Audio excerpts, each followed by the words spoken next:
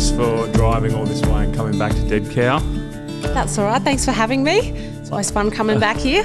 Last time you were here, you were in the kitchen cutting up like a colossal amount of onions. Like there was a literal mountain. It was a mountain. And it's what are we like 3 weeks out from Dead Cow or 4 weeks since we've had Dead Cow, and I'm still going through the onions. So that's good. I think I'm still crying from it. Actually, I can still feel that onion cry coming up every now and then. Now, have I interrupted your weekend? What would you normally be doing? Hasn't interrupted my weekend. My weekends can literally consist of anything that someone throws at me and says, hey, do you want to do this? I'm like, yeah, let's go do it. Mm-hmm. So I think this morning I was just helping some friends with their horses. They've got 6 foals at the moment. So so they've probably got more, but they just bought 6 in, and they're like, they know I'm horse mad. I'm always going up there riding their horses and working cattle with them. So they're like, hey, what are you doing on Saturday? Can you help us wrangle some foals? I was like, yeah, for sure. So fitting it all, and it's not too far from here. So it was a nice little circle for the day. Yeah, right. So before we get into that, now, Amy, holy dooly, like you had one of the most dramatic sort of you did 3 loops, and on your final loop you came in with literally a few seconds to spare and you almost barreled me over. So I was kind of just looking at the watch and everyone's saying move and I just stepped out of the way, but you almost hit me, and I wanted to take a photo because you had a few seconds to go and there was like this tunnel of people. Yeah. And you just came just like cannonballing through. And the only person who's captured it is Dan Proser. Yes. From Longreach with that YouTube documentary. And he's got footage from you coming from the back. Yeah. But from the front, it was something different. It was dramatic because you had almost 200 people cheering you on. Yeah. That was a very cool feeling, actually. And I think my mum always said I like to do things dramatically. So it's only fitting that I suppose I didn't intentionally do that at all. I didn't think I was going to make it in at the end of that one, but there were 3 of us. There was another girl whose name I don't remember, and I think another guy, Stuart. We were sort of just walking along for a lot of that 3rd lap, and we got to a point and we're like, no, come on, guys, we're going to get there together. And I was struggling by the end of it, and I was like, no, I've got to get it.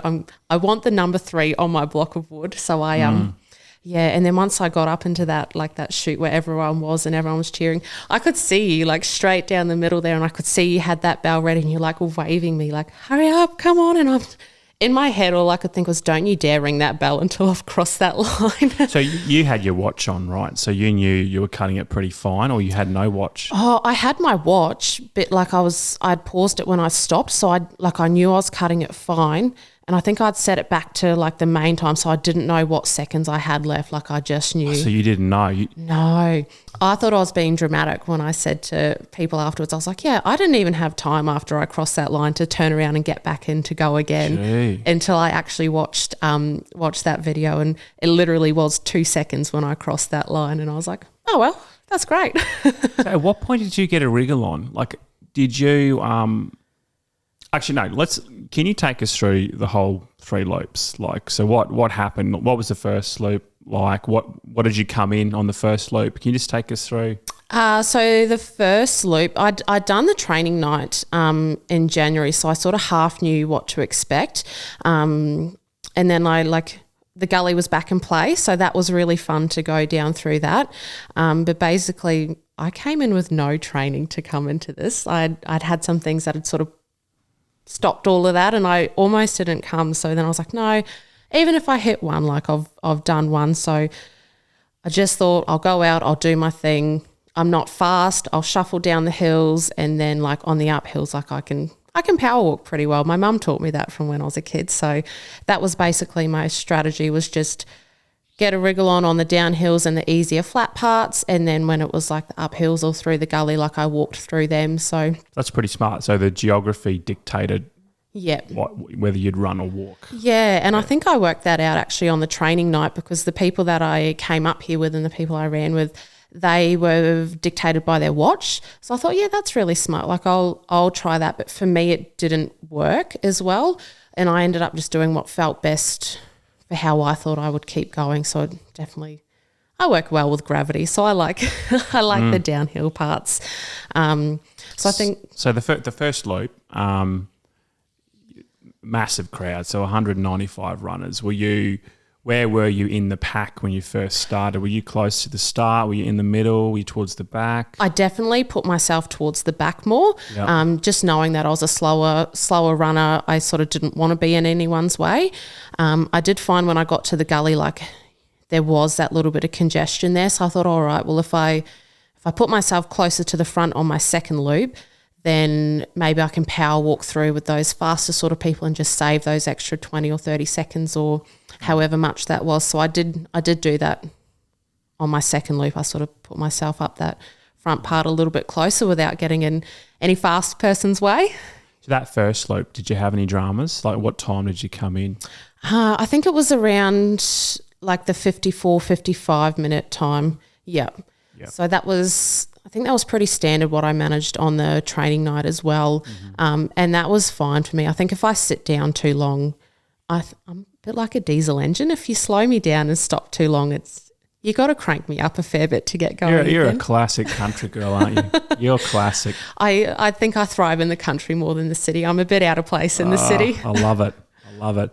So where were you set up, your marquee set up? Because you crossed the line, 54 minutes. How far do you have to go back to your... we were probably like down this, what side? Were you down the back here? Yeah, we were down the back. We were like 2, maybe 3 marquees back, and it was like 1 back from the main track and then 2 back from where they all started. Gotcha. So it would have taken you...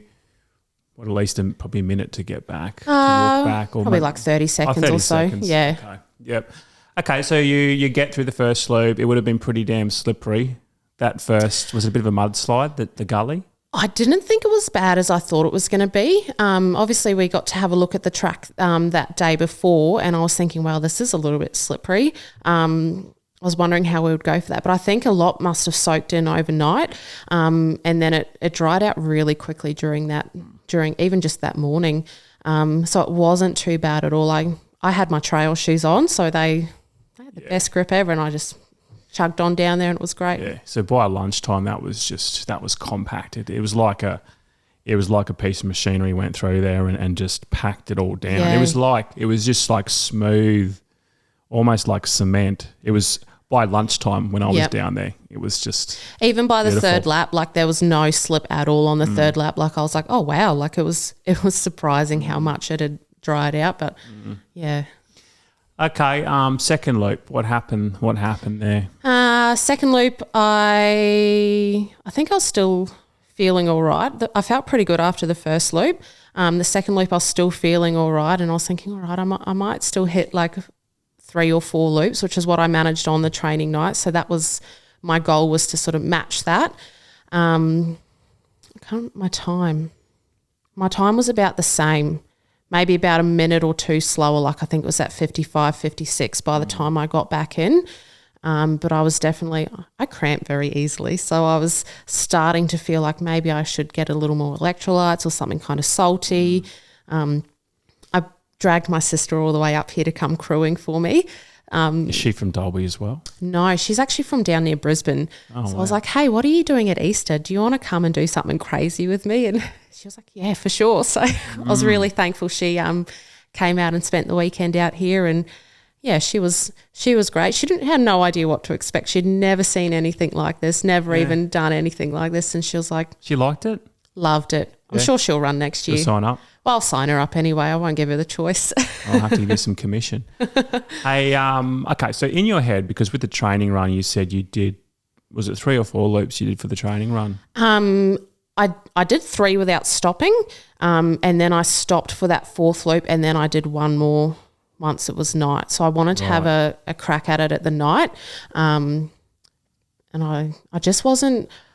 I struggle in the heat, and the training one was in January. Hot. Yeah, and so I was really, really struggling with the heat and that. So I came in after my 3rd loop. I was like, all right, strategically, I'll sit this next one out so I can definitely get a night loop done and, get to see what that's like. And I think it took me like 15 minutes, and I was like, man, I'm really ready to go again. And I still had to wait that 45 for everyone to come back and go again. So I was like, all right, well, that's That's good. Like I didn't think that was too bad. Dead Cow Gully is one of the most talked about events on the running calendar. 6.7 Ks each hour, every hour, until the last one is standing. We're located on a 1,600 acre working cattle property, and we've called this place home for about 150 years.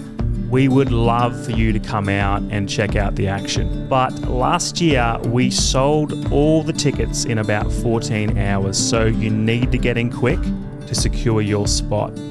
Tickets will go on sale this year at 6 p.m, September 25.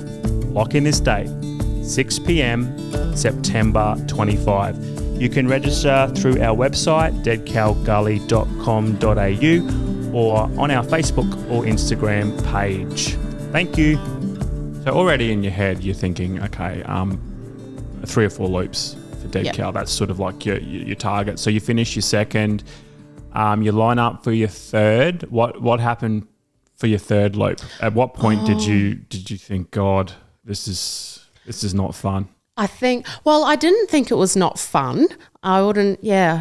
I knew I was starting to hurt and I've never done long distances. Like I think the longest run I've ever done is 25. So I knew I was getting closer to that 20 mark, and I've thought about this a lot. I walked for way too long at the start, and I was just making friends, having a chat, and then it got to the point I was like, wow, I actually really need to move, and I didn't give myself enough time. And I think in my mind, because I know I'm a fast walker, I was like, I can get 90% of this track done walking, and then I can just shuffle along at my pace for that other 10%, and I can still make it in. So I definitely, on that third loop, I did not give myself enough time at that start. Like I walked for way too long and probably way slower than what I should have been walking, and it got to the point it's like, you need to move. And I think that was would have been coming out of the gully. There's those couple of little rises as you go back around that second dam. Yeah. I got to that and I was at that tree line. I was like, oh no, we've got to go now. Like, yeah, because that's close to the halfway point. So yeah. If you're over 30 minutes at that dam, you sort of think, you'd be cutting it pretty fine. Yeah, so I think we were just shy of, we were about 28 minutes at that dam, and we're probably about 30 by the time we were going along that tree line. And I was like, no, we've got to get going. But obviously, like for me, not doing many long distances and getting further along, I was fatiguing easier, and you get to that point where like you're shuffling along, and I was like, I've got to go, and I'd just do these little point to points. I'm like, come on, Amy, just make it. Did you think you were going to make it the whole time? Or no. You at some point you gave up, or you thought, well, there's not a chance I can actually do it within the hour? I think there was a lot of different thoughts in my head. Some of it was like, oh, imagine if I'm coming through that starting trail and then I don't make it. Imagine if I'm literally like 10 meters from there. I was like, what if I just steady off and then I can just come in at my own pace? And I was like, don't be ridiculous. That's the dumbest idea. Like, you have come here to do this, like, do it. But nothing to lose at that point. That's it. Like, I either give it my all and I'm happy with that, or I can go home and kick myself and be like, wow, you really should have pushed that a little bit harder. You could have made that. And so I did, like, coming back around these little S-bends down in the bottom paddock here. I was like, I've got to make it. And coming up the road, I was struggling. And as soon as I hit that starting trail and everyone's cheering, and then, like I said, I could just see you there with the bell, like, hurry up, like, make it. And I was like, oh, I'm going to do it. So were you going pretty quick on this last few hundred metres, this dirt ride? You'd have been running pretty hard. I was doing all that I had left just to get there. Yeah. At what point was there that real sense of urgency? Because you said you weren't exactly looking at how many seconds you had left. Like, at what point did you think, holy cow? Because when you came cannonballing through, you were at pace. you were running for your life. Yeah. I was watching my time, but like, obviously it just had the solid time. Like, I didn't know how far into that minute it was. And I think it was probably at that bottom of that little rise there. I knew, I looked down and it was on the minute 59. And I was like, oh my gosh, I don't have long. And then the amount that everyone was screaming and just like, come on. I was like, I've got to do it. Gee, that must have been a rush, like, just to have all those people supporting. It was so good. Like, the whole atmosphere at the event is just like, you can't compare it to anything else. Like, it's Really, really good. Yeah, I was just thinking to myself, because you would have got more support than the winner of Dead Cow Gully, because what happens is, Saturday's the big day, you got the big crowds, and then people wake up Sunday morning, they kind of hang around, but eventually they're looking at their watches thinking, yeah, we better head back to Brisbane. So people slowly start to go back home, and then by the time Sunday afternoon, there's not many people around. Yeah. And then, when you only have a few left, it's basically just me, a few stragglers, the crew. And it's almost like the event's over and you've just got some crazy buggers just running around the paddock. It's big online. The event's still happening online. Yeah. But here, it's like, we've packed up the barbecue, all that onion you've cut up, that's in the fridge. And it's more of I feel like I'm just a spectator looking at people run around the property. So in many respects, I think all that drama in those first few loops, you got more support than anyone. I was thankful for it. I think I definitely, having people there like, make it, I was like, it maybe definitely, like I wanted to get there anyway, but having that support, you're like, yeah, I can do it. Like I can get there. And I was struggling. I don't even know what my heart rate would have got to trying to finish that last part, but it would have been through the roof. But I think the funniest part was I crossed the line and everyone took off again, and I looked up at my sister's face and she was like, oh, you're not going again? She's like, I was just getting the hang of this. And I'm like, oh, mate, don't worry. I'll take you to another one. So when you came through, did you get back in the starting corral, or did you must have timed out? I timed out. I literally, it was 2 seconds from when I crossed the line. I think I crossed the line. I remember there was a group of Run with Rob runners there, and one of them just grabbed me and she's like, well done. And bang, the bell had gone again and everyone was off. And I was like, bugger. Oh, that was drama. So it's been a few weeks since then. Have you reflected on your 3 loops? Like, do you want to come back and do you have a target for next year? Yeah, I would. So when I initially signed up for the event, and then I did the training day and I hit 4 loops, I was like, man, I'd love to hit 8. Like I'd really love to hit my 50 Ks. Life threw me its curveballs as it does, and it just kind of put a halt to all of that. So I would, I'd love to get like a solid bit of training in for what I can achieve, and aim for that 50 and see how far I can go. And Are you a Kiwi? Yes. You're a Kiwi. I was just picking up on a few words there. Yeah. So at Masters, I'm going to be out here cheering for all the Kiwis. I was going to look, there's a bit of pressure because this is during the podcast. Would you mind? You be here for Masters possibly? Oh, definitely for the June 17th. Like in terms of like just watching. Yeah. Can you crew for the New Zealand team? Because we've got a local runner, James Maxwell. He's going to help crew. Yes, I know James very well. Yeah. Yep. So there's seven Kiwis coming out, and we need at least 2 crew. Yep. So how would you feel about helping James 100%. out? 100%. We'd be the great team. The first time, this is actually a funny off-topic story.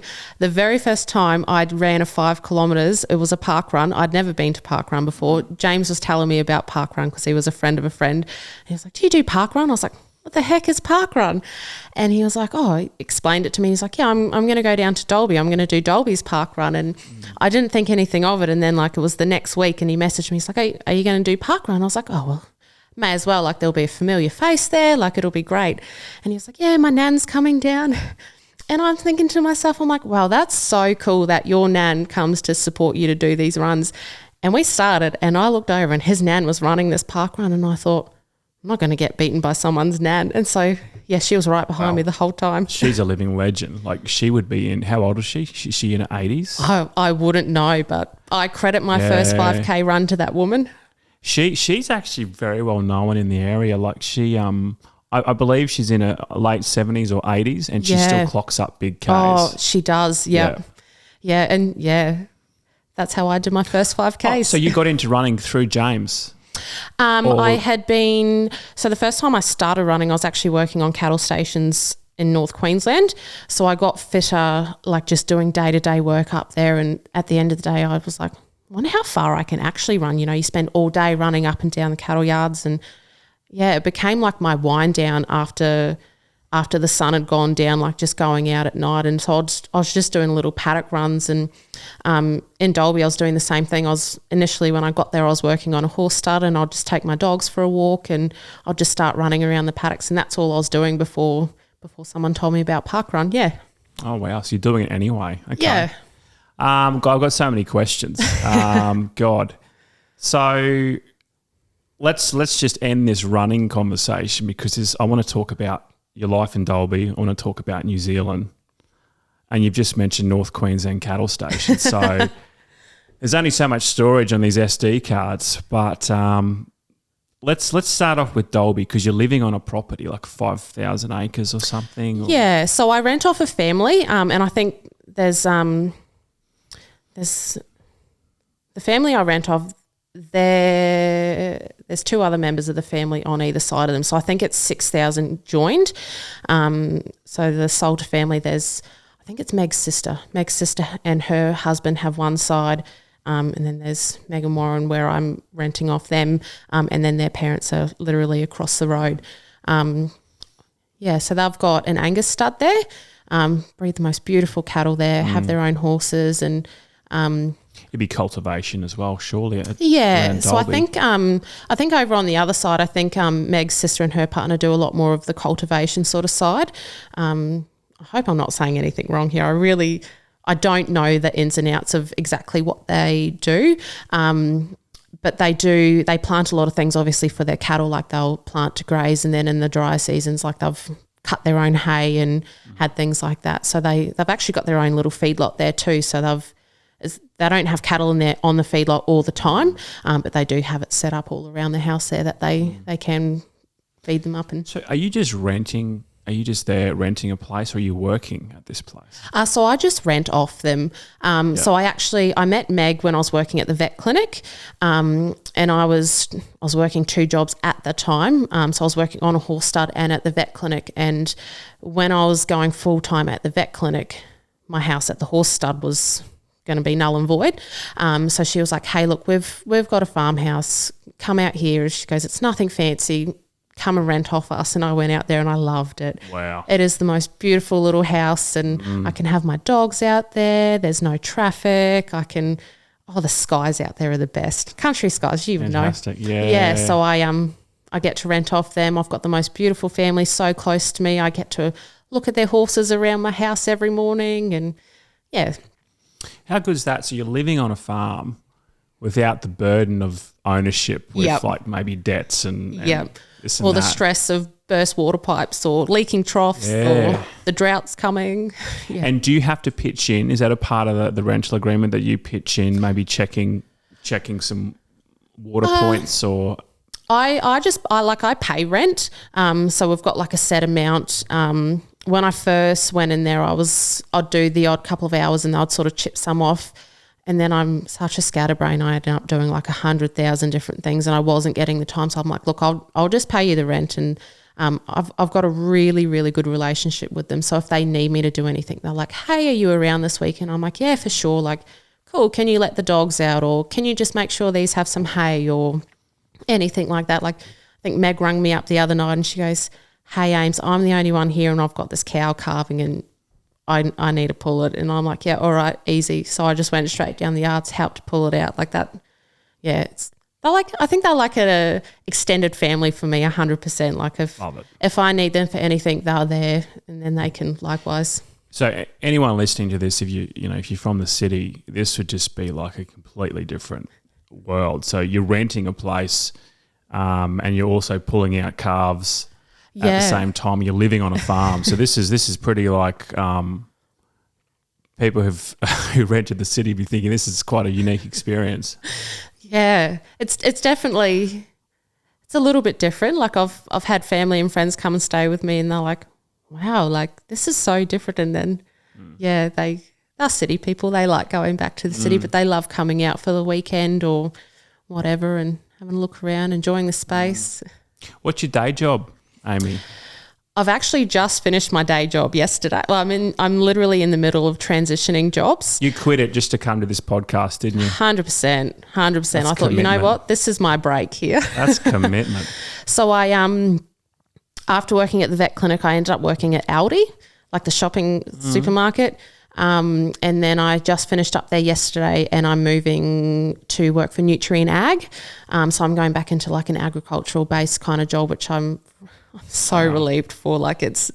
What do they do? Is that just like some kind of ag store that sells? It's very much like Elders, so it's sort of like a one-stop rural shop. They do like your livestock sales at your weekly sales. They've got a horse sale running in Toowoomba at the moment. Yep. I hope they don't come at me if they listen to this. I'm not entirely sure what I'm in for. I think I'm going to do little bits of everything. Like they've got fertiliser, cropping, irrigation, livestock. There's a real estate aspect to it. Ooh, look out. Yeah. So I think I'm just going to do bits and dabbles of everything, which would be really cool. Like I think it's predominantly going to be like the livestock, like I'm going as livestock sales.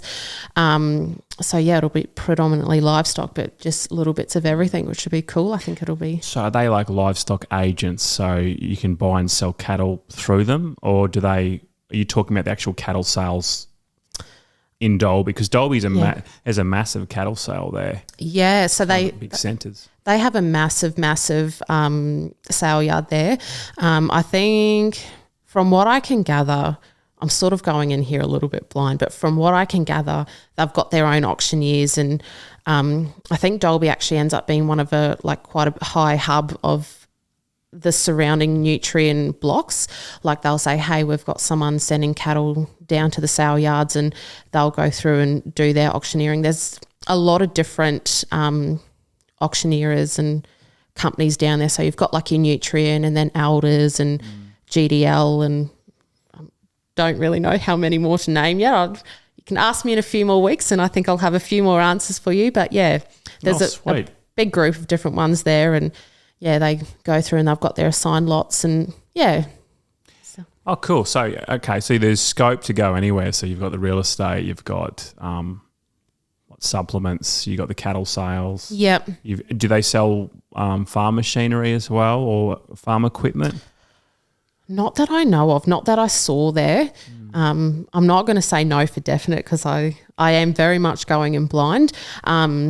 Maybe secondhand stuff, but I don't think they're making and selling their own stuff. I could be wrong. But yeah, I've got a lot to learn in the coming weeks. God, it's exciting. So let's talk about what's it like living in country Queensland, because I mean Dalby's a pretty big hub.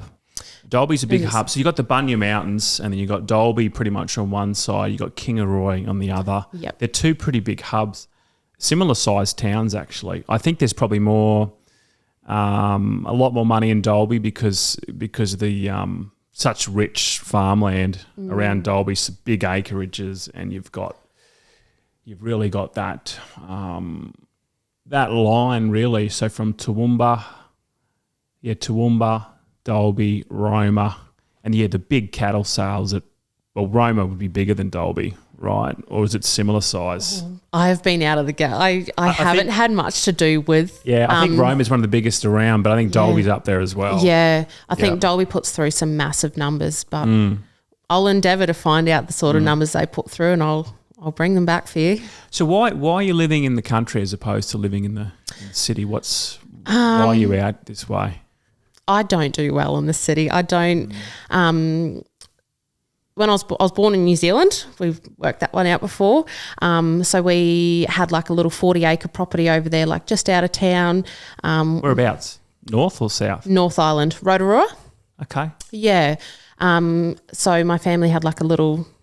There was my nan and grandpa at one house, and then like my mum and dad at the next house, and I think there was like 80 acres between the two of them. So I grew up having like lambs and goats and little things running around, and I loved it. But we moved to Australia when I was 5, and we moved into the city. Like we were sort of halfway between Brisbane and the Gold Coast then. So I grew up in the city. And Did you go to school in the city, like boarding school, or no? You wouldn't have been boarding school because you already moved here, but just normal state school. Yeah. So I ended up going, I don't like saying this out loud, it's such a dodgy area. I went to school in Beenleigh, Yeah. Yeah. So I don't know what it's like there now, but when I went through there, they had a really, really good agricultural program there. So that sparked my interest from the start. Like I think I've always been more so horses. I was always drawn to horses. And then so I knew they had a couple of horses at that school, and they had a lot of stud show cattle. So that was my draw card to go there, and I went there, and from working with the show cattle and that there, you met different. Well, like we had different people that would supply us with the stud cattle. Like we had some of our own at the school, but then there were other like outside studs that sent us cattle, and we'd take them along with us. So we got to go to their properties, and I was like, wow, this is cool. Like I love this. And then I remember, did you ever watch that show, Keeping Up with the Joneses? When was it? It was when it would have been somewhere between 2008 and 2010. It would have been around that era. Was it a reality TV show or was it an actual? It was like, so they had TV film cameras on a massive cattle station up in Northern Territory, and they just filmed day-to-day life up there, like mustering with the helicopters and these massive herds of cattle and processing them through the yards. And my mum was like, Ames, come and watch this. And I was just fixated on this TV. Hooked. I was like, that is the life. Like, I want to do that. And then, towards the end of high school, I wasn't doing well. Like, I hated it there. Like, I was a big kid. I was a very, very big kid. So I was getting picked on all of the time, and I was really struggling. Like, the only subjects I enjoyed were my agricultural or art subjects. And we had a massive changeover of like teachers and that in the agricultural department. And I remember they failed me one day. And so I was in my horticulture class, and so we worked in pairs. We didn't have enough to do everything individually, and we worked in pairs, and I got my report card back, and I was failing and my buddy was passing, like getting an A. And I was like, hang on, what's going on here? Like we're literally doing the same work. And I went to the head of department, and I wish I was lying right now, but he looked me dead in the eye and he goes, you know what? It might be because you're like me. You're a bigger sort of person, and teachers are going to notice bigger kids doing things wrong before they notice the smaller kids. A teacher said this? The head of department. And I was like, God. So you're failing me in horticulture because I'm fat. I was like, this is an HPE. Like, if this is HPE, fail me. So I went to the principal. I was like, hey, this is my report card. This is my work. This is my buddy's work. We've done the same stuff. Why am I failing? And they were like, oh, you've just taken it all out of context. Don't even worry about it. It's not your end of year report card. So I was like, okay. So at that point, I kind of just like. You threw it in? Yeah. Because you noticed there was some kind of injustice here. And you thought, stuff this. And I was never a perfect kid. Like, I think I was always very headstrong, and I mean, like, that was happening, and I don't think I necessarily turned into a worse kid, but I was like, I'm not going to school for this. Like, what's the point? And at that point, like, I think it was just me and my mum at home. Like, my sister had moved out, and my parents had separated years before, so it was just me and my mum, and she was working long, hard hours, and she didn't even realise that I wasn't going to school half the time. And when she found out, she was like, why am I paying your school fees if you're not going to school? I was like, because you make me go to school. And we had found out about the Longreach Ag College. So eventually I looked at that. She was like, look, this is what you want to do. I have no idea how, like, my parents have always had a good relationship despite. But yeah, they shipped me out to Longreach, and I just blossomed from then. Wow. So you weren't doing well at school. It's a bit of bullying, which is very unfortunate. Were you wagging school as well? Oh, yeah. What were you doing when you going down the street? What were you doing? Just staying at home? I had different friends. It was a rough sort of area. That Beenleigh's a rough area. There's no sugarcoating it. If you think Beenleigh's dodgy, have you been to Nanango on a Friday night? There's some sus characters.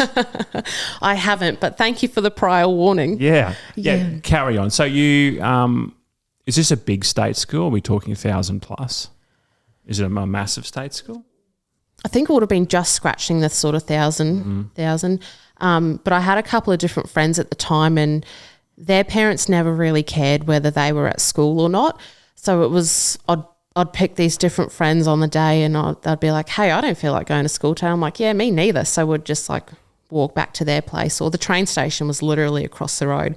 We'd get on the train and be like, hey, where do you want to go today? Like, I think I had a Dreamworld pass at the time. So we'd be like, hey, let's go to Dreamworld. Like, what kid's going to say no to that? So love it. Yeah. Wow, look at you, rebel. So how old were you when you went to Longreach Ag College? Was that like a year 11, year 12 thing? I dropped out in year 11, so it would have been my year 12 when I went to Longreach. So I would have been 16. My birthday's at the end of the year, so 16 I went up there. So are you living actually on site at the college? Is like some kind of boarding situation? So they had multiple dorms in that there. There were a couple of people that lived in town, but for the most part, like everyone sort of lived. A lot of us were really young. I think the youngest was 15, and then we sort of went up to early 20s. It was sort of that 15 to early 20s age bracket, the most of us. And they sort of, I think we were separated more on like the younger kids were in one dorm, and then like your older kids were in another. And that was best thing I could have done. So you're mixing with country kids predominantly, or did you have some city people come in who want that adventure? I think predominantly, like there was the couple of sort of cittier side, but they still had that either horse base. There was I think that they've shut the college down since I've been there. They shut it down not long ago, which was really sad. That's shocking. What was it, lack of funding, or what happened there? I think there was a massive lack of funding, and then there was a big drop in numbers. Like I remember the year I went there, I can't remember how many people were there, but they were like, it didn't seem like there was a massive amount, like about 100 or so, and I think the numbers just kept dwindling of people going there. But when I went there, they had probably like the best horse course that you could do there. Like the instructor there was very, very well known, beautiful, beautiful human, and just very, very good with horses. Had bred those horses to be what they were. So there were a lot of these sort of it's hard to describe horse people to people that don't know horses. It's a different world. It's almost like the running world, isn't it? Like it's a very unless you're in it, it's hard to understand what these people are about. It's probably like your road runners versus your trail runners sort of thing. Yeah. So I suppose if you translate that, it'll be like your road runners of horse people, and then like your trail runners of horse people. I don't know if I described that very well. There's different types of horse people, because you've got your there's some people in this area who do the whole polo thing. There's some polo meetups, and you've got your barrel racing, and is it like your cutting?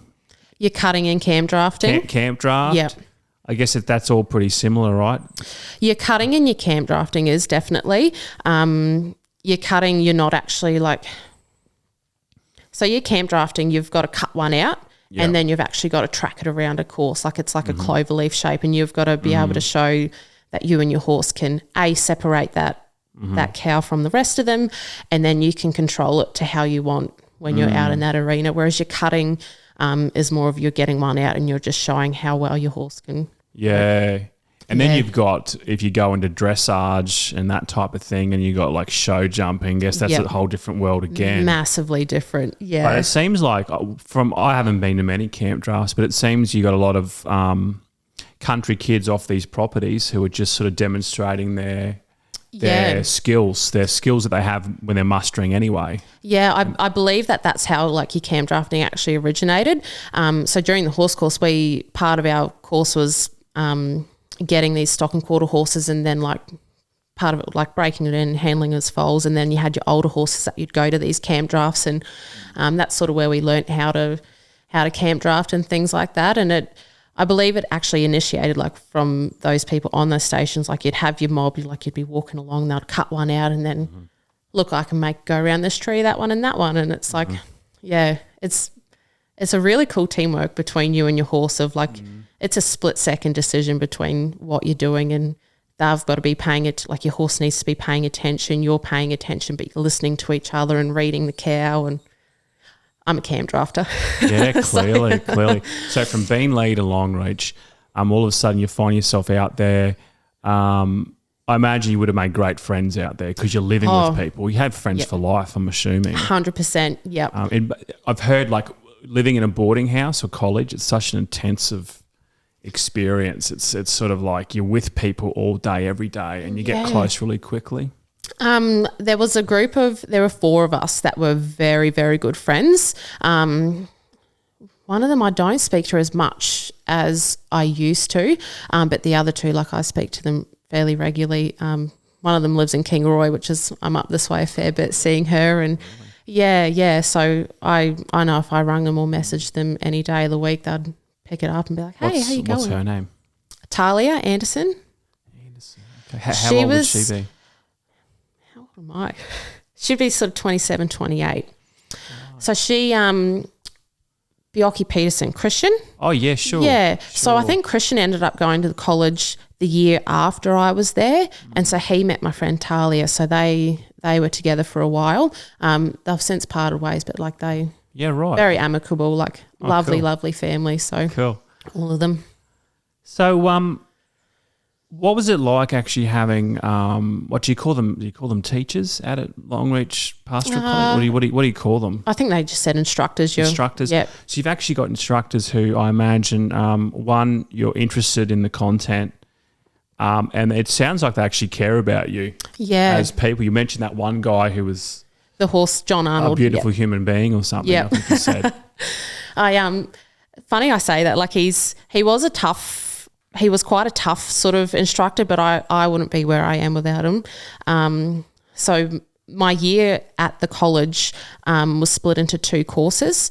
So the first 6 months I did my certificate 1 and 2 in rural operations, which was basically just a taste of everything. Like they'd get you doing your irrigation, and I had to do welding. I hated that. But we'd do like woodwork and fencing and a little bit of horses, a little bit of motorbikes, a little bit of everything. And I couldn't ride a horse to save myself. And I was like, I want to do this course. And you had to do like a riding evaluation to be able to get in there. And I remember it was getting towards the end of my certificate, and I went up to John. I was like, John, I said, I really want to do your course. And he put me on a horse, and I probably looked awful. Like I could hardly canter. And have you got any original footage on file of the first time you rode a horse? Thankfully, I don't think I do. I'm trying to think. There'd have to be something somewhere, but... So how much at this Longreach Agricultural College, how much is theory and how much is practical in the average day?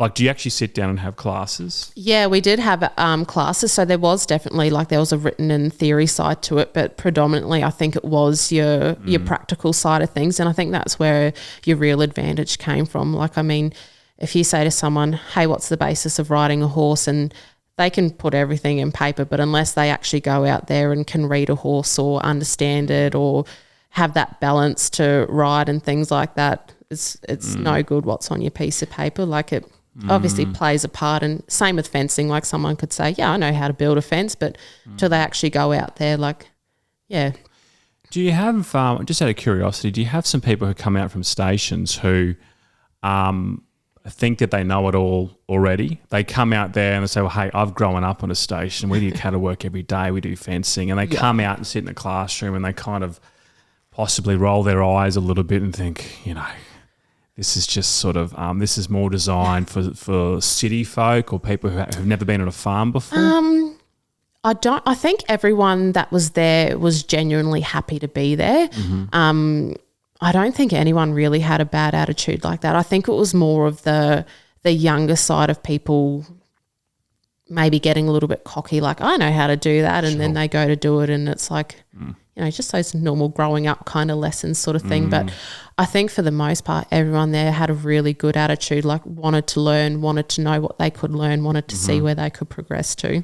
And did you go to the pub and the races and do the whole thing?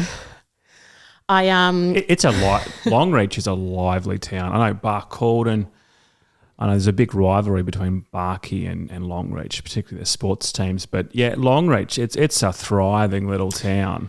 I was 16 when I went there, so now keep it PG, okay? Keep it PG. I got myself into trouble, a lot of trouble.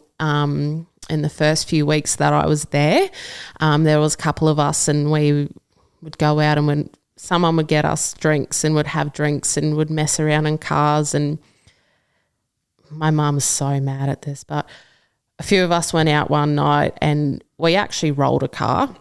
Oh, God. I don't know how. So it's drinking and mucking around. Yeah. Don't know how any of us none of us were seriously hurt. We completely walked away from it fine.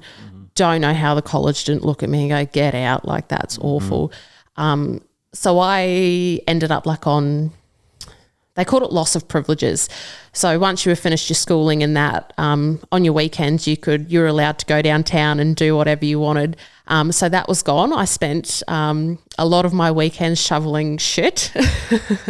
And then once I started in my horse course, the instructor John, I knew he was very strict, and that was sort of was like, I'm not going to mess this up. Like, he's taken me into his course, and I'd learnt my lesson. I didn't want to be doing that dumb stuff anymore. And you had to earn back their trust. Yep. Yeah. Yep. Yeah. It's a risky time, isn't it?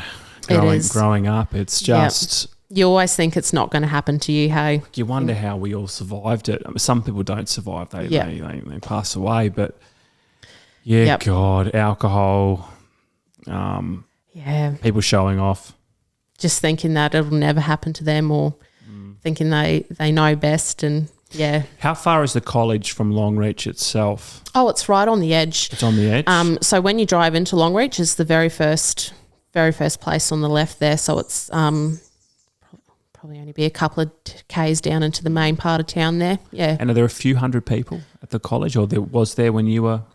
I think there was probably about 100, or maybe just below. And then I think from previous years, like when it was really, really thriving, I think they did have a couple of hundred. The dorms would have been full and things like that. But it was slowly dwindling off, which was a shame. Do you feel there's some kind of outback spirit in these towns? Like, I know I went on a road trip when I was a young fella, and because it's pretty hilly around here, and like as soon as you cross the Bunyas, you go through the Bunyas, things flatten out a bit. Yeah. And all of a sudden you think, oh yeah, I'm heading west. You get a real feeling and it becomes a bit sparser, a bit drier. And you go to these small towns, and definitely you feel the people are different. Like the people I encountered were very friendly. And there was just some kind of, is it like the bush spirit, or is it the outback spirit? I don't know what it is. I don't know how to explain it, but you're definitely right. Because I think about this a lot. Like, even when I was working up in North Queensland and that, like, I think the biggest place I worked on, it was 150 k's for me to get to the closest town, and I'd spend 2 hours driving to town. And you know, if you went to a camp after a local event, sometimes you're driving 7 or 8 hours just to get there, and everyone just wanted to know everyone. Like, it's like, hey, how are you going? Like, maybe because you have that isolation from other people that you're like, hey, look, how are you today? And like, you just spark up a conversation. What's your strengths? What's your weaknesses? You know? So people are longing for human contact because of that isolation. Maybe they're just happier. They've got the fresh country air. I don't have to sit in traffic for 45 minutes to go 10 k's down the road. I don't know, but I know I like the country. And there is definitely, I think, when you go into those smaller communities, like, people love to have a chat. They love to know your story. Really? And yeah. So where to from Longreach? Did you graduate? So I what did you come out with? Did you come out with some kind of certificate or? So I had my certificate 1 and 2 in rural operations, and my certificate 3 in horse breeding. So from there, I remember towards the end of my horse course, we actually did a big road trip down to Rockhampton, and we went to Paradise Lagoons and these other horse properties down there. And I remember, like, at Paradise Lagoons, it was owned by Acton's, and I remember seeing their logo, and I was like, wow, this place is phenomenal. And I had the Outback magazine, and there was an ad in there for an Acton property. Had no idea where it was. I was like, I'm just going to apply for it. And so because they knew my horse instructor, they rang him up literally the very next day. They were like, this girl's just applied to work for us, you know, how is she? And he gave me an honest review. Was like, look, great attitude. That sounded a bit cocky, didn't it? Not as great on a horse, but, you know, willing to try sort of thing. And I spoke to them, and they were like, hey, look, we're literally coming through Longreach tomorrow. Would love to meet you. So they called in, saw me at the college, and they're like, yeah, we'd love to have you. So I went from Longreach up to their property, which was 120 k's north of Julia Creek. So the Actons, that's a big cattle family, is it? Yes. It's a massive turnout, right? Yeah. I don't know how much has changed since I was there, but I know when I started, Evan and Graham Acton sort of they had multiple different properties, like massive properties all over the place.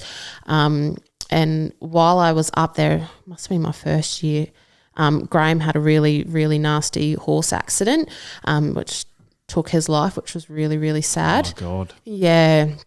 And so Evan ended up, I'm not sure what happened, but ACC, which is another cattle, like massive cattle organisation, they came in and they joined with the Actons. Like there was like a joint company for a few years, and they ended up taking over some of the other Acton properties. But I believe, yeah, Evan's still definitely up there at Malungra. And then I can't remember what properties they still have, but Paradise Lagoons would definitely still be in Actons, and there was a couple sort of over that Rockhampton way that they'd still have. Mm-hmm. Amy, let's take a break. I kind of need a coffee because I had I was talking before, I come back from a Broncos game. I had a NDIS client, and I only got a few hours sleep last night, so I'm struggling. So let's have a break. Coffee time. On June 17 at Dead Cow Gully, we are hosting the Australia Backyard Masters.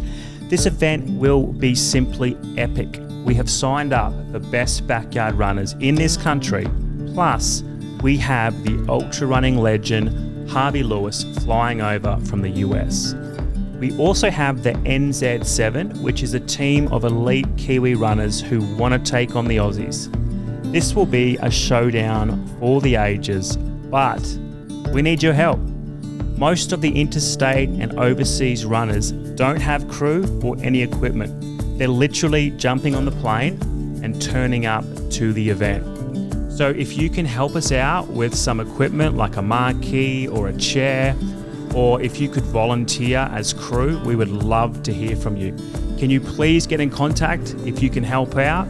Just send me a message on 0439 666 079. We would really love your help, and they would be forever grateful. Thank you.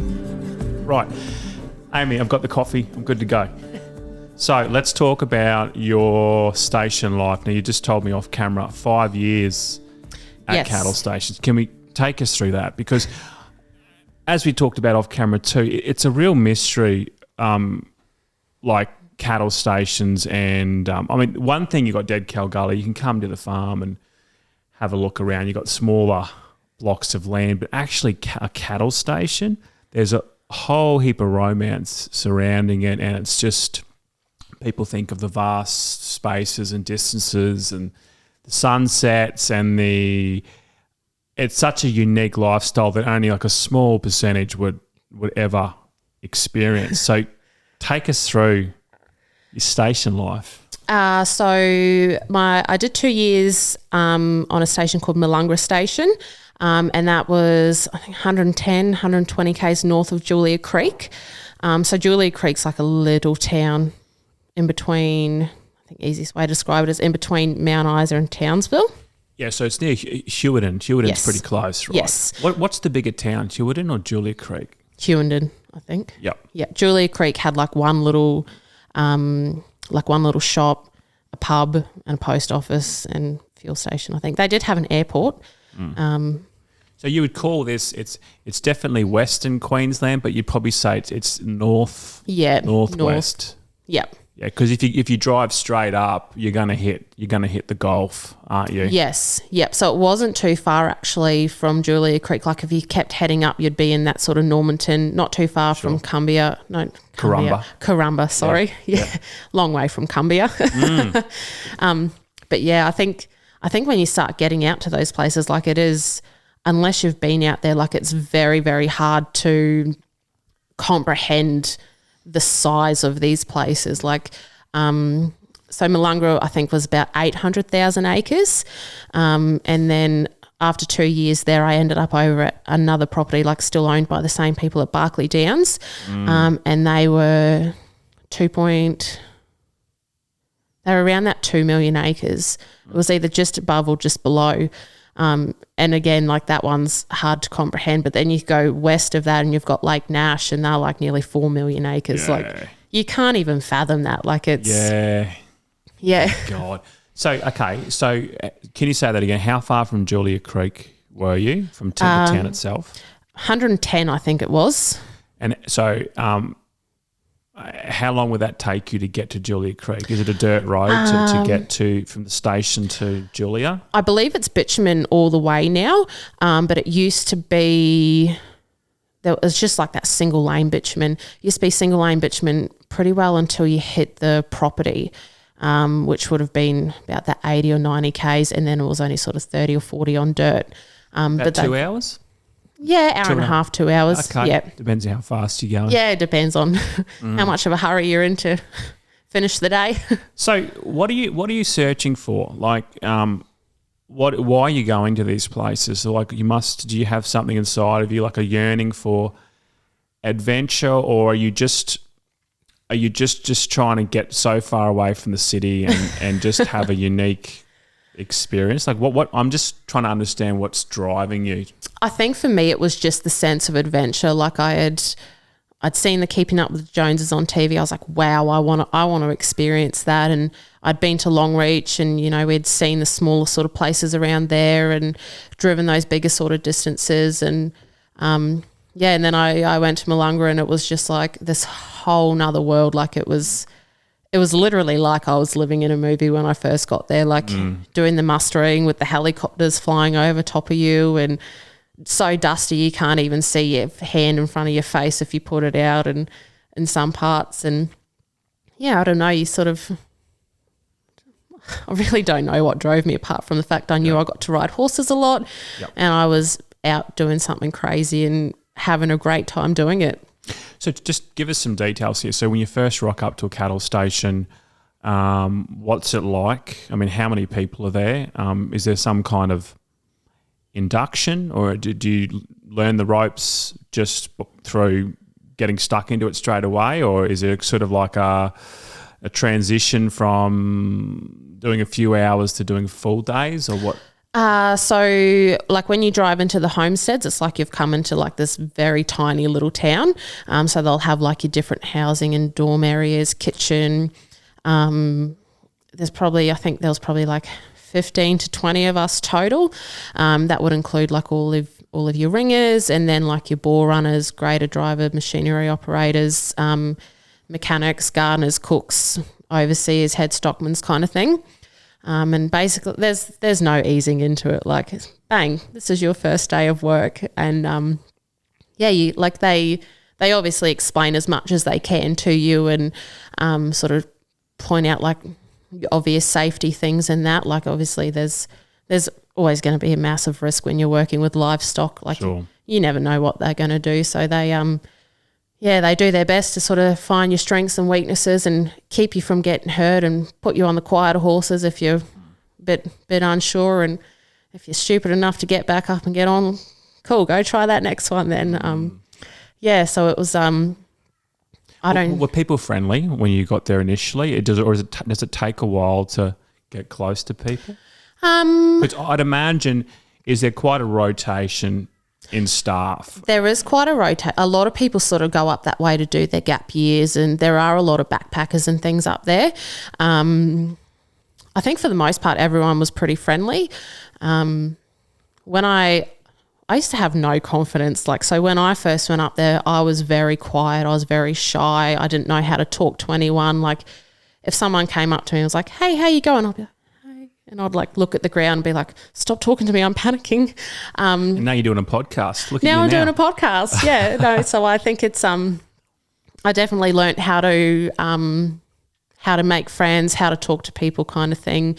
But yeah, for the most part, you know, you've got to be a team out there. You are like, you've got to get along with everyone else, like learn people's different personalities and learn to work around them. Like, there's doesn't matter where you are, doesn't matter if you're in the city, it doesn't matter if you're in the country, like every person is different and they're going to have their different things, and it's probably a really good lesson. Like you literally have to learn to work and get along and accept people's differences to get your job done at the end of the day. So you're very isolated. You got to work as a team. Take us through a typical day, or is it hard to describe a typical day because every day is so different? Like, what do you do on a cattle station? So when I first got up there, it would have been wasn't the middle of summer.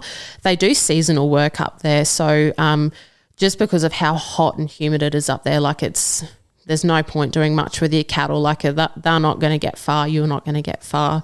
So generally when you first get up there, like you'll sort of do like some maintenance after the wet season. Like you'll go and run some fences, fix some fences, do some odd jobs around the place. And then it'll go into, so we were on breeder properties.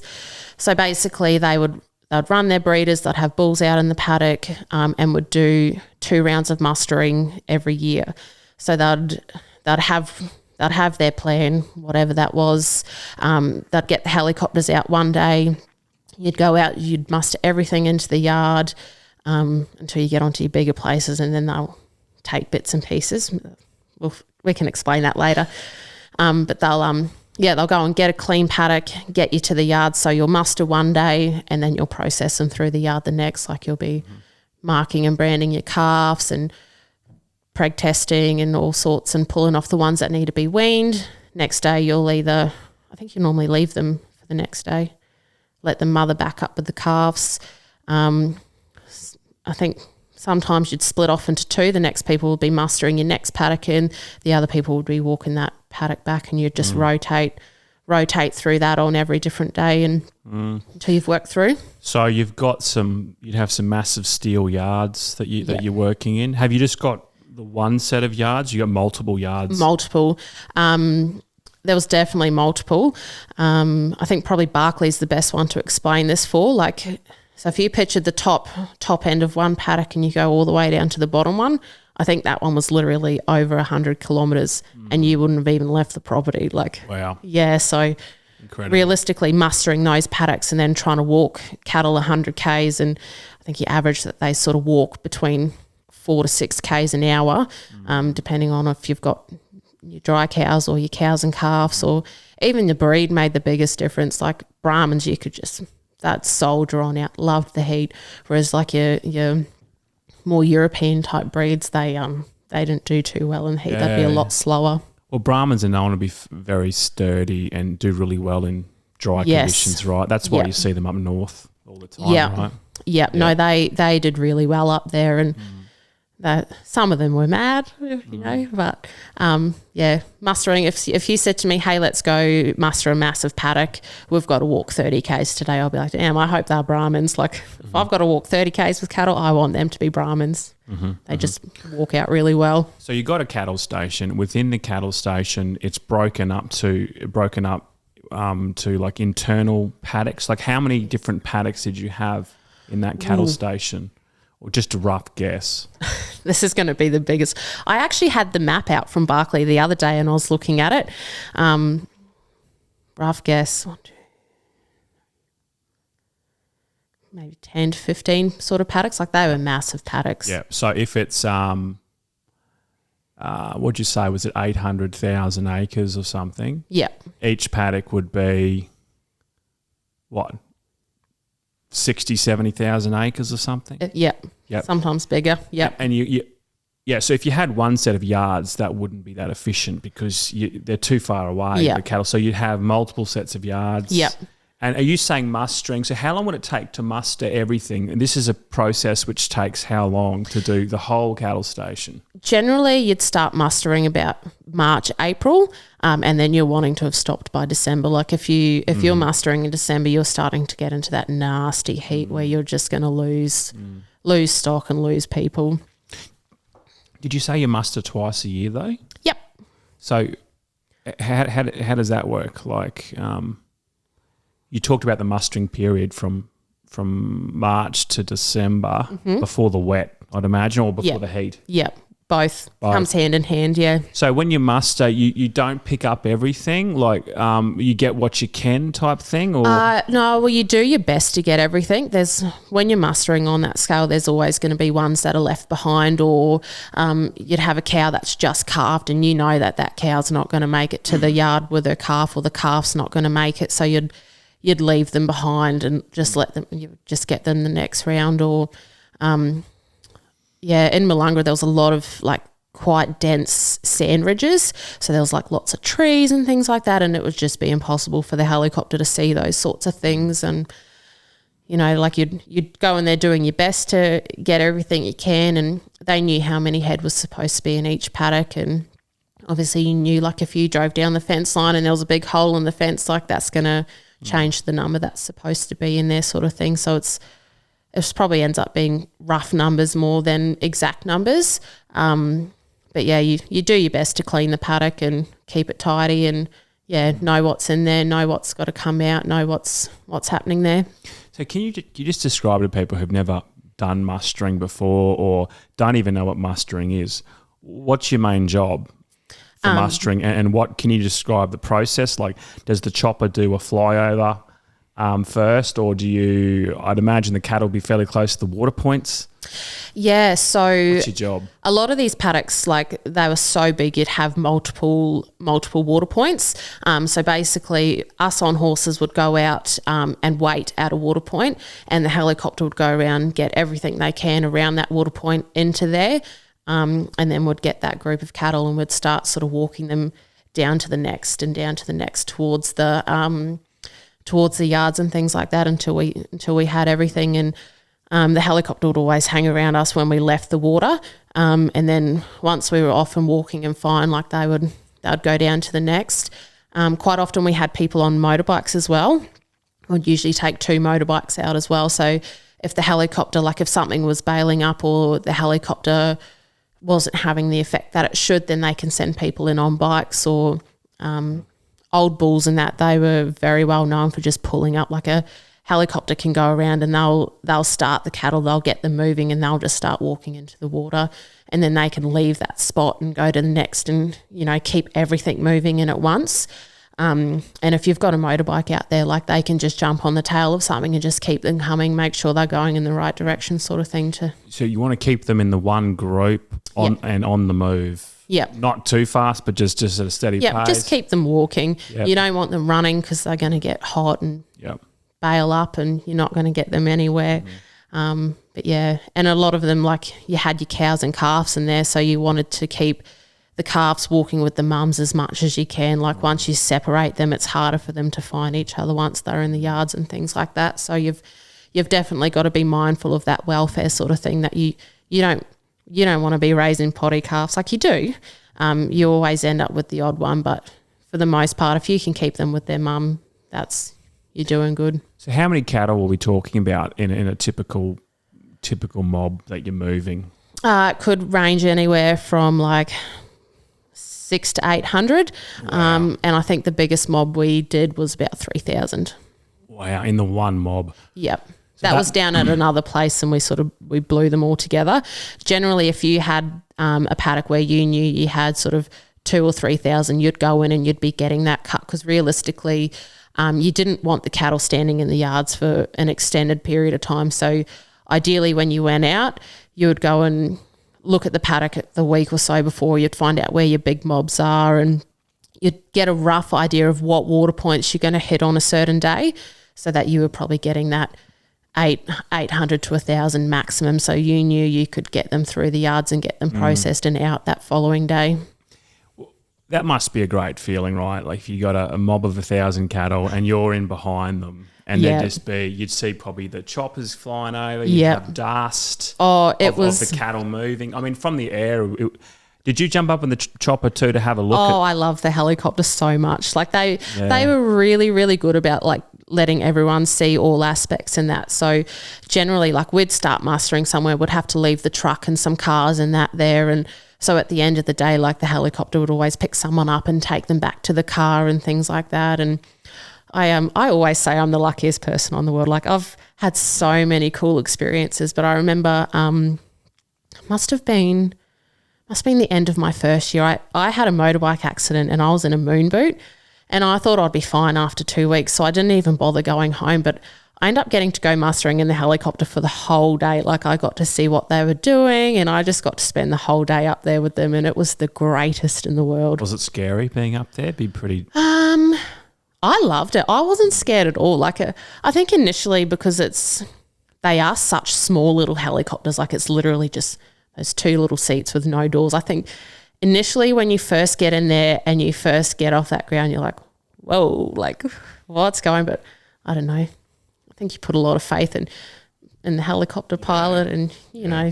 Can you describe the landscape up there? Like, what are we looking at? Is it fairly flat, sparse? What type? Are there many trees? Like, it was very flat. So Millungra near Julia Creek was very, very different to the Barclay Downs over west of Mount Isa. So Millungra had quite a few sort of sand ridges where it was quite thick sand, a lot of thick trees, and then you get like your odd sort of open paddock. It looked flat and it looked smooth. Like, geographically it was probably very flat. But if you're driving out there on a motorbike, like, it is rough. Sure. Like, you are in for a rough day. And then... So are you talking about just uneven terrain in terms of like... just like your clumps of grass and that were just like rocky, and I don't really know how to describe it properly, but it's like if you're driving along in your car, you're not even doing 5Ks an hour. You'll be hitting your head on the roof, kind of rough. And then Barclay over west of Mount Isa, that was like the nearly 2 million acre one. There was a spot down on the most southern part of the property, and you could literally stand on top of a truck and look in a circle 360 degrees around you. You would not see a single tree, not a single hill, not a single rise. It was just flat. Like, you didn't see anything. And it was... I mean, I've driven on the road there, and you think, holy hell, after sort of camel wheel, up when you're sort of heading towards... you go through that Barclay tableland there. Yeah, tableland, and it's just sort of just flat, and you're looking around, and you think, holy hell. What survives out here, hey? Yeah, but when I've been out there when there's been a pretty good season, so that like the grass was sort of, waist high type thing. Yep. I think when I was at Barclay, we were sort of heading back into a drought. Like, we were sort of dropping the numbers of cattle, and you were watching these paddocks like closer to the water points sort of get more and more chewed out. Like, there was grass out further. But yeah, I was definitely seeing it go into a drought, and that was crazy. Like, you'd probably see like a kilometre or so of like no grass before you got into a water point and things like that. But yeah, So when you're moving your cattle, do you have laneways between paddocks to make it easier to shift cattle, or how do you? Is it just basically you just have heaps of people on horseback, motorbikes, helicopter? When I was there, for the most part, like you had the odd laneway closer when you got to the yards, but for the most part, a lot of it you were sort of just walking through the other paddocks and relying on your people on horses and motorbikes and the helicopter and things like that. I think a lot of infrastructure has gone in to Barclay since I've left, because I think ACC took over and they've broken down a lot of those paddocks. So I don't know what they ended up doing in the way of laneways and things like that. But yeah, for the most part, you're just relying on the team that you've got there to keep them together. But because I guess when you were there, you obviously need experienced people who know the geography out there, know where to move the cattle. Yep. Because they're so vast and large. You'd want to be going in the right direction. Generally, like you... the chopper pilots would probably lead the way, would they, with what direction to go in? Or your head stockman or the person sort of in charge of your muster for that day, like generally they know the place like the back of their hand and things like that. And a lot of your pilots up there, like they're stationed up around there, like they've mustered there before, or if not, you sort of just have a little chat with them and show them on the map and be like, you couldn't really follow those maps. They're a bit of a mud map more than a real map, but if it's that open, you say, hey, we're going this way. You're gonna know the way you're going. And so with your muster, you're working as a team when you're mustering, and you said you want to keep the cattle ideally in one mob, moving slowly. Yep. what are the different roles? What's the role of the chopper? What's the role of the people on horse? What's the role of the people on bikes? So your chopper brings everything in. They are pretty well like your saviour for everything. Like they'll bring in everything in. They're there if anything goes wrong. When you say bring in everything, what do you mean? Like the stuff that are straying from the mob? Like they'll bring all of the cattle into the water. Like they'll bring them into you where you're waiting for them in the morning.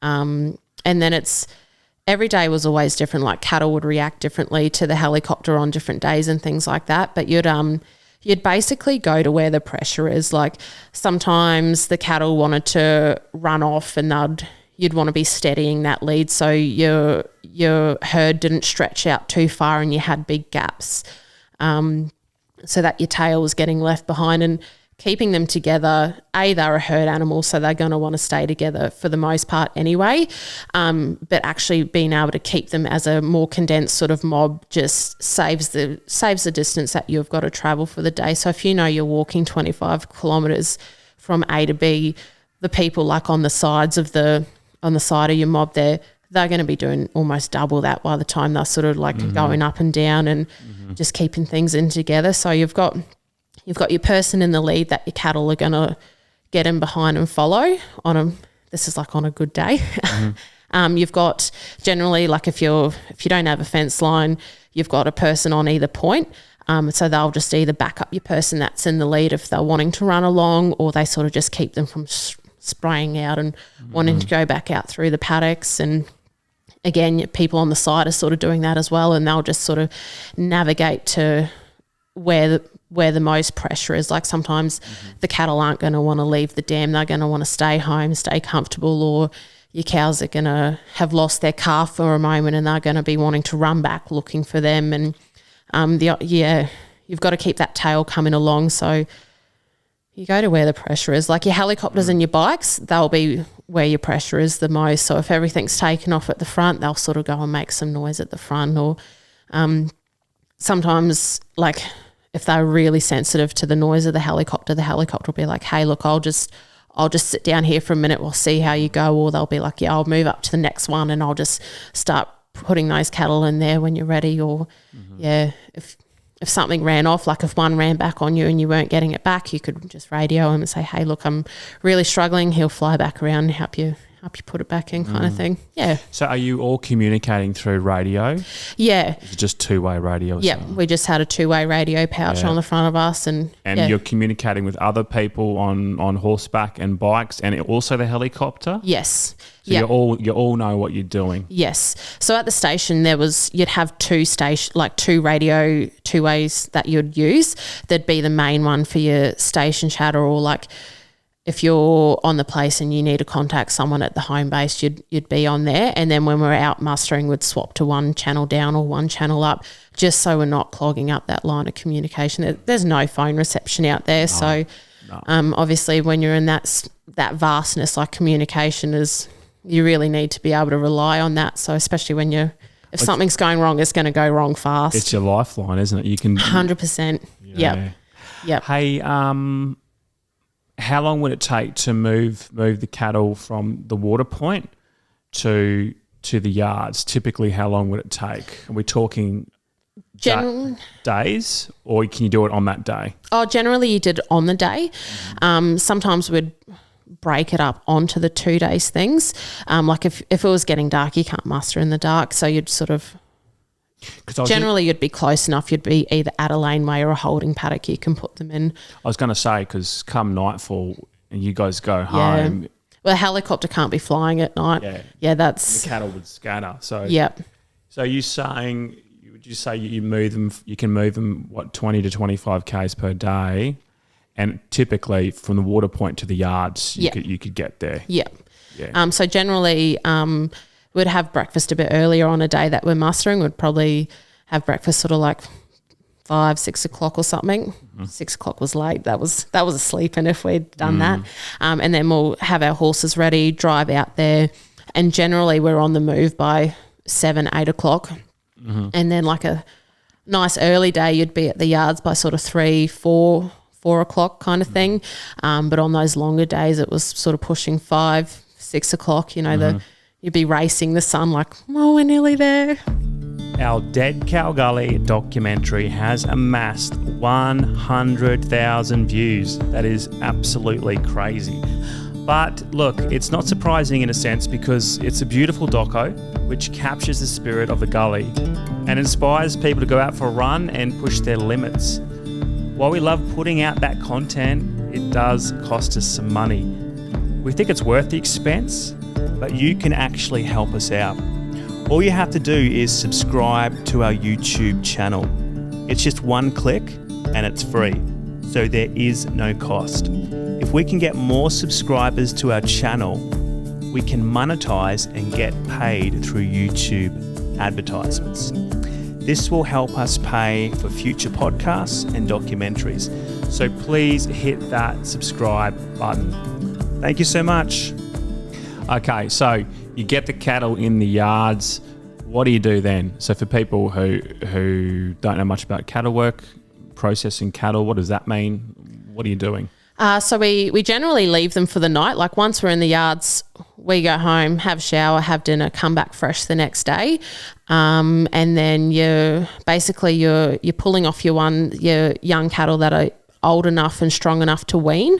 And then you're just marking your calves, like you'll put a brand and an ear tag on them and castrate them and get a count of what you've got there. You know if you've got a heifer or a steer, like male or female.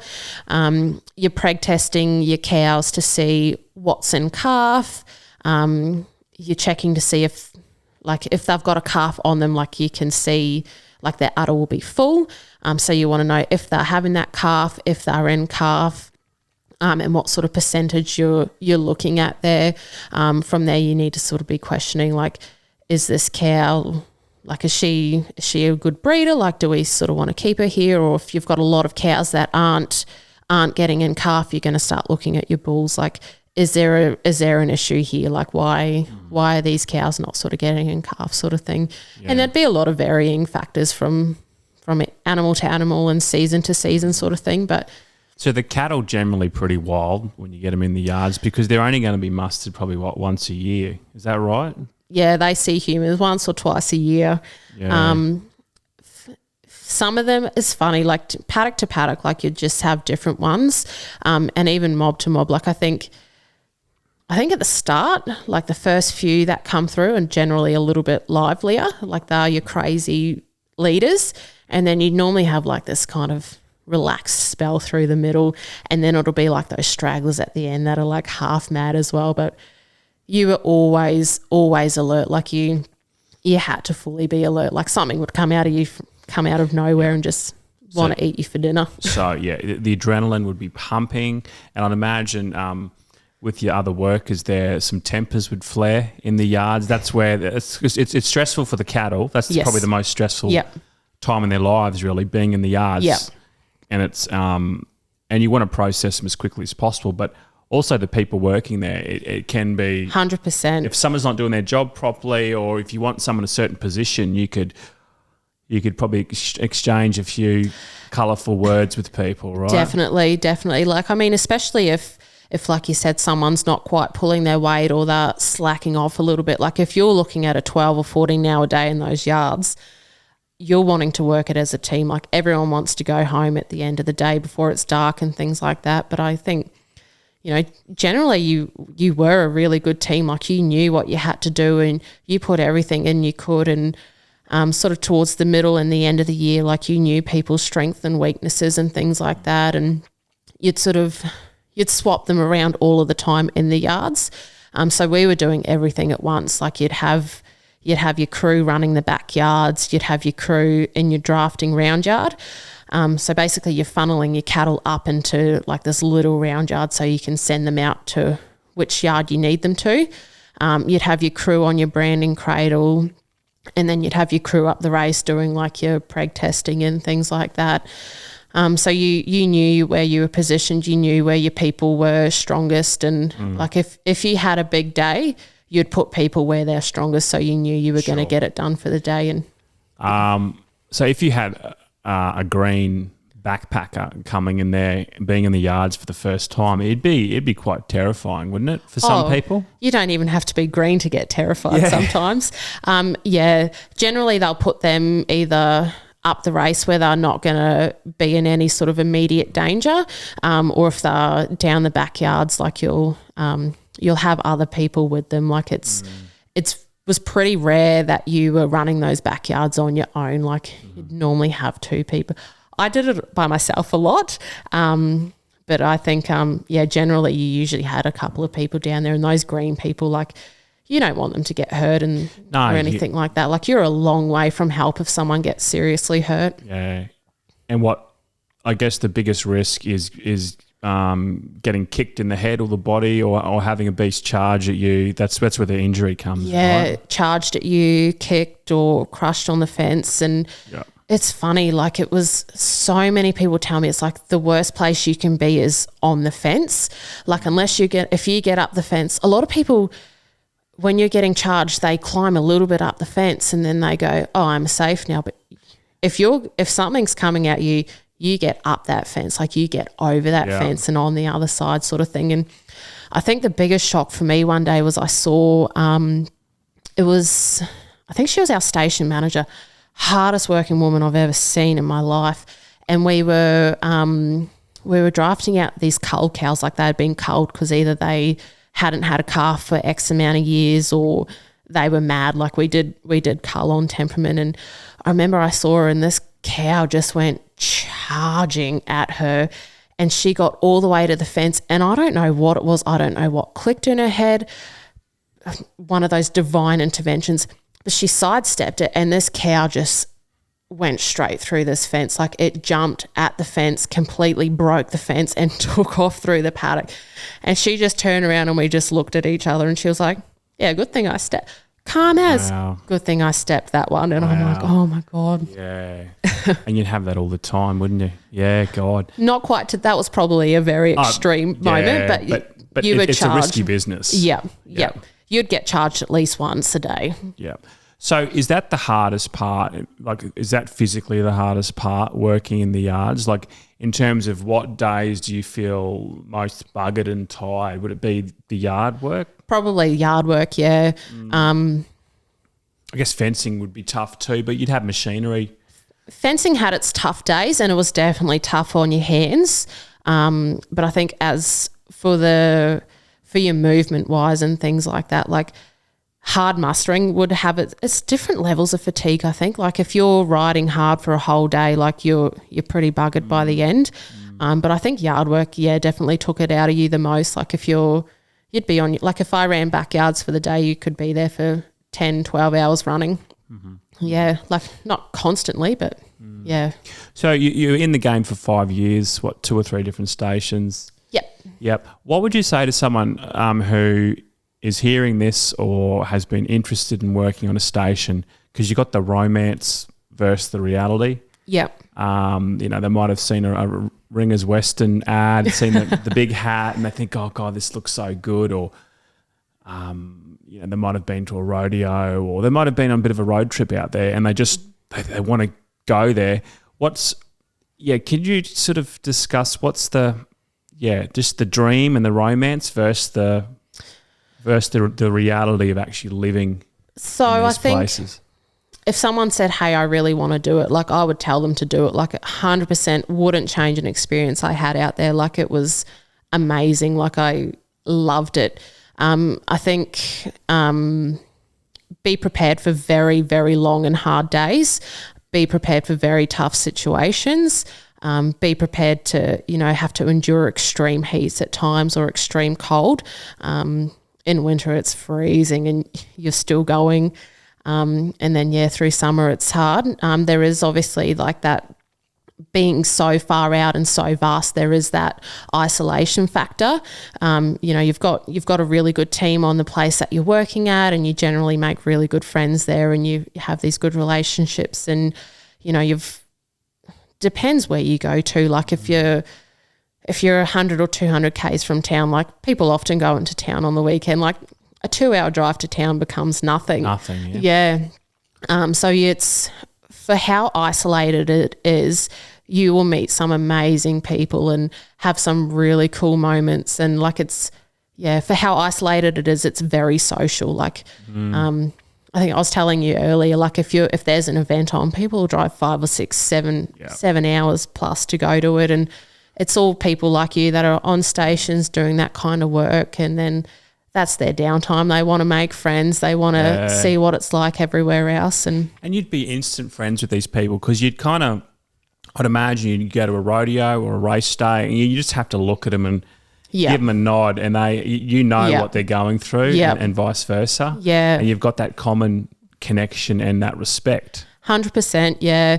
And I think, I don't know, I think there would have definitely been like people that had their differences and things like that for whatever reason. But generally it's, I don't know.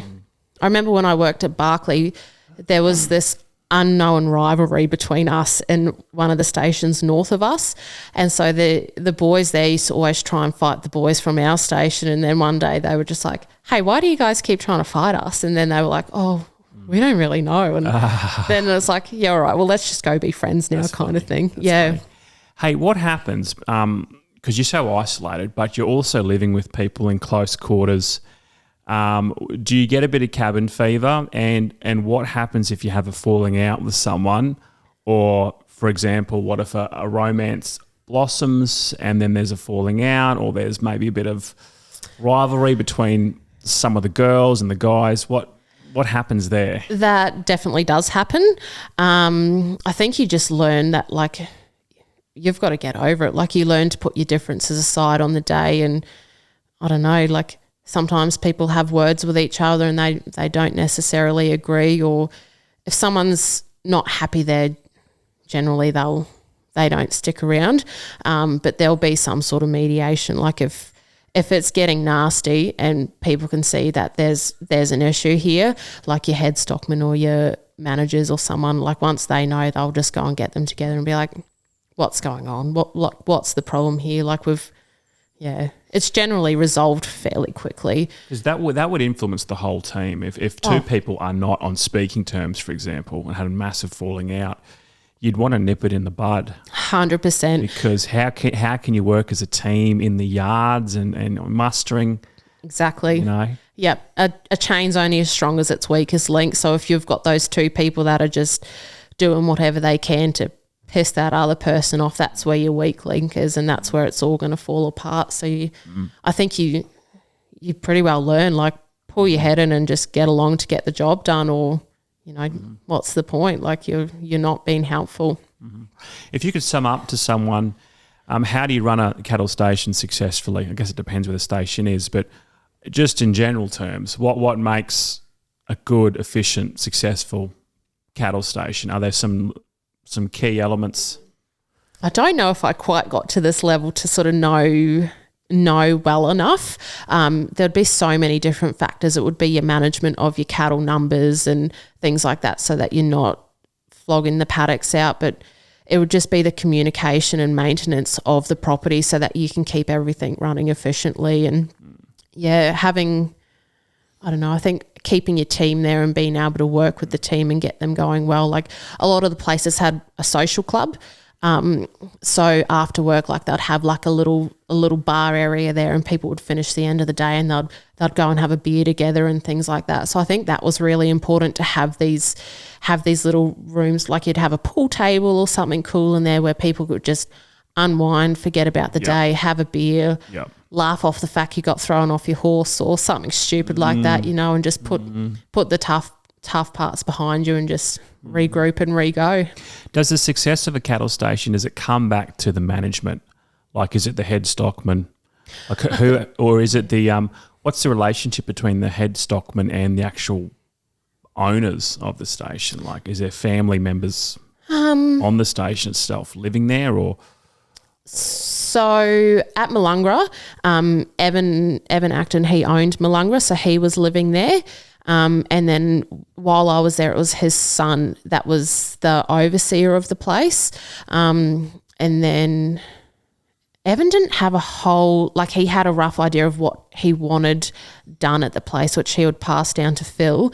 And then Phil and our head stockman would talk, and they'd sort of just keep an eye over like where we were at mustering and things like that. And yeah, I don't. Because I guess you got a couple of things. It's like how good can you manage cattle, but it seems to be a big element. How good can you manage people? Yeah. Because if you've got a high rotation of staff, Yeah. you know, you have to retrain. It's just a revolving door. But if you can keep people for a good stint for a few years, that's going to be invaluable, and you'd be a lot more efficient. Absolutely. And then, like, if you've got a good person that can manage and understand people, like, you're going to have so much more risk. Like, if someone's coming at you all day, like if you're trying your heart out and someone's coming at you all day, like, that's not good enough, you're doing this wrong, you're not going to want to stay there. Like, if you've got someone that can sort of manage the situation, manage different people's sort of personality types, and work out how to get them working together and work out how to get the best out of them while still encouraging them to keep going, like, you're going to have a much better team environment. And I think that's sort of the same at any workplace. Like, if someone's there micromanaging you all the time, it's going to be hard. And especially in an industry where everything's so variable, like, you can muster one paddock one day, and if you go and do the exact same muster the next day, it's not going to be the same. Like, yeah. So what did you gain from this whole experience of 5 years on cattle stations? You must feel that you developed some grit, some toughness, it sounds like a character building experience, because obviously the sense of adventure and the romance probably initially attracted you, but in the process, you would have come out a lot tougher and more confident, it seems. Confidence, 100%. I learned confidence. I learned how to actually talk to people and, you know, sort of interact with people without freezing and clamming up. I lost a lot of weight when I went to the station, which was awesome. So obviously I just felt so much better and energised in myself. When I say I lost a lot of weight, like, it would have been, I think when I went there, I probably would have been like 130 kilos. Oh, wow. Lost weight. Like, I probably lost like 40 or 50 kilos nearly. Geez, without doing anything but just working your guts out. Yep. And I think a lot of that started in, because I went up there, it would have been February, March, and I don't tolerate the heat at all. Like, you could drink 10 litres of water a day and still be dehydrated. So yeah, a lot of that literally just came down to moving more and eating less. And I didn't even realise, like, how much weight I'd lost until someone said to me one day, they're like, wow, Amy, like, you're looking really good. And I'm like, actually, my jeans are a bit baggy. And yeah, and I think from being a bigger sort of kid and a bigger teenager and things like that, like, obviously in my brain, I was like, yeah, I know I need to lose weight, and I'd try different things, and it just never worked. And in my brain, it was very embedded. I was like, it's impossible. Like, you can't lose weight. And then I went up there and I was like, well, actually I can. And yeah, so there was that weight loss, there was like that personal growth, there was like the confidence, there was definitely grit and toughness. Like, there were days that were hard. Like, there were some hard and long days that you just thought were never going to end. And then there were days like you'd get thrown off your horse first thing in the morning and you'd still have to ride all day. Like, you just have to go through that pain and things like obviously if you're seriously injured, like, they'll get you the medical attention that you need and things like that. But generally it was, she be right, mate. Yeah. Yeah. So if you lost a leg, they'd probably take you to the hospital. Yeah. I put a foot peg of a motorbike through my ankle. So I got taken to the hospital. We ended up ringing an ambulance. There wasn't really anyone on the station at the time. So an ambulance came out and took me in, and they were like, yeah, we'll take you in and stitch it up. And then they worked out it was like an artery, like it had actually gone through an artery. So I got flown to Townsville for that one, which was pretty wild. I went through an artery. Far out, so it was just spurting out blood everywhere. I'm very, very thankful that our grader driver was very calm and had a very strong first aid background. So he actually, the girl that was with me at the time, she was tiny. Like, she would have been 50 kilos wringing wet.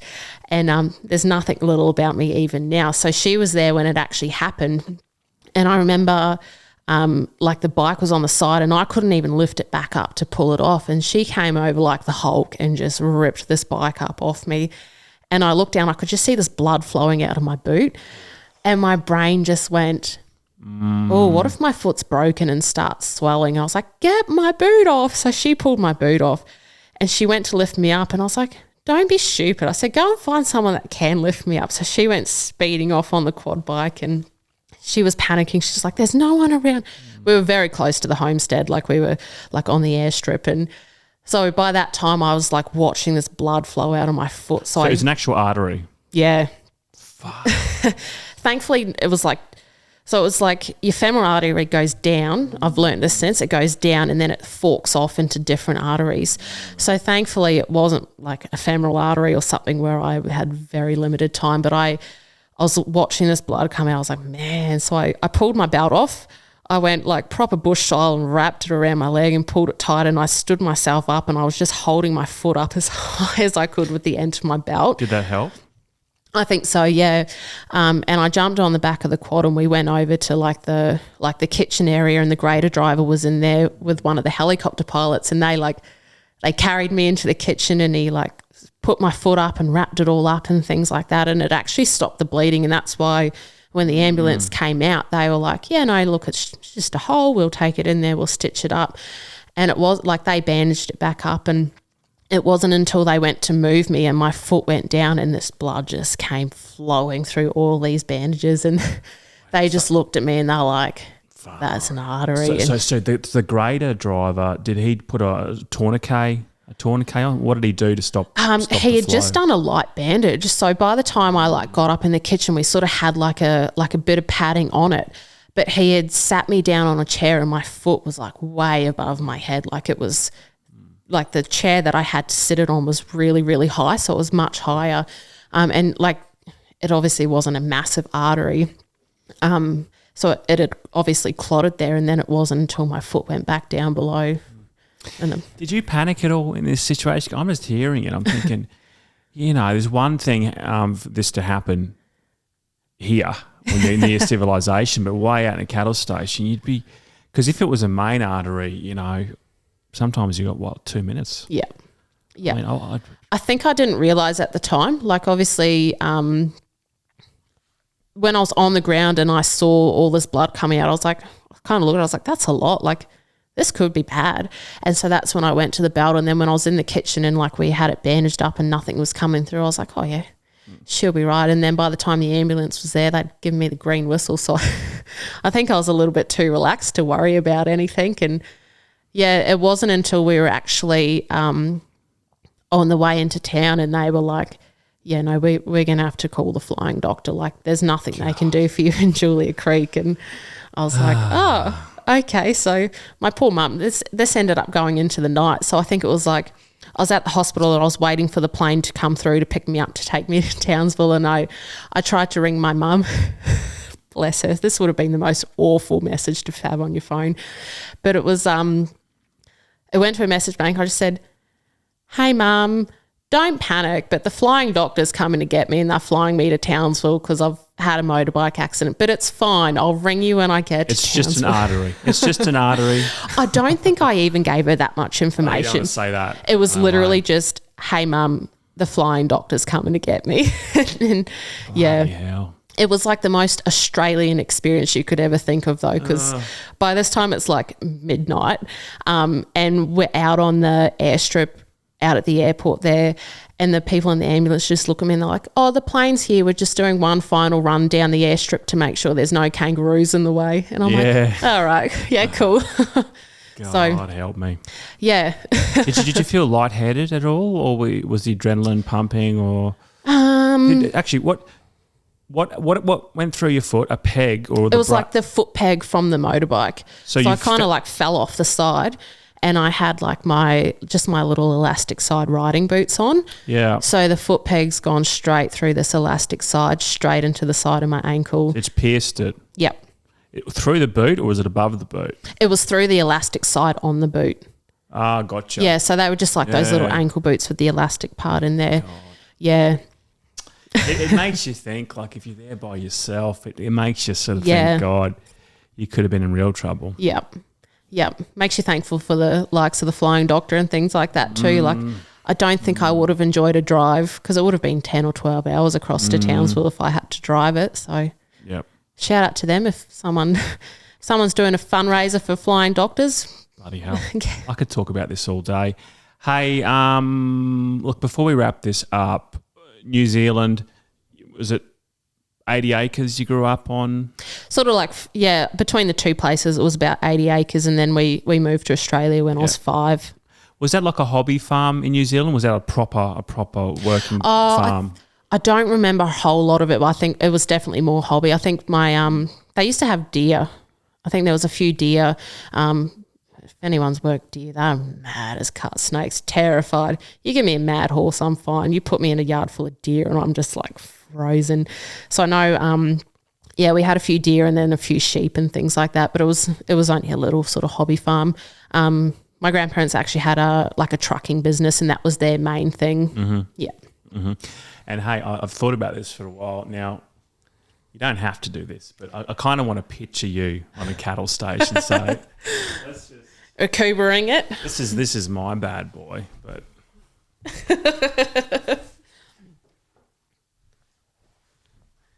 that's better. That's better. There we go. I can picture it now. Yep. So chasing the cows, that'll go back. Let's delete this and do the whole podcast again. Is that all right? Oh, yeah, for From sure. the very start. Yeah, I remember every detail. Rightio. Look, I'd love to have you back. You've agreed under pressure to crew for the NZ7. Yeah. With James Maxwell. Yep. So, we'll be there. They're real characters. We have a little messenger group. Cool. There's a bit of banter back and forth. So yep. We'll add you to that. And maybe you can bring some of those first aid skills to the team. Oh, I've done vet nursing for a while, so it might get a little bit rough. I'm not used to my patients talking to me. God. How far's the drive back home? About 2 hours or 1.5? Oh, from here, it's just over an hour. Just over an hour. Barely even an hour. Not too bad. I think it's hour 10, 15. Cool. Safe trip back and thanks for coming in. Thank you.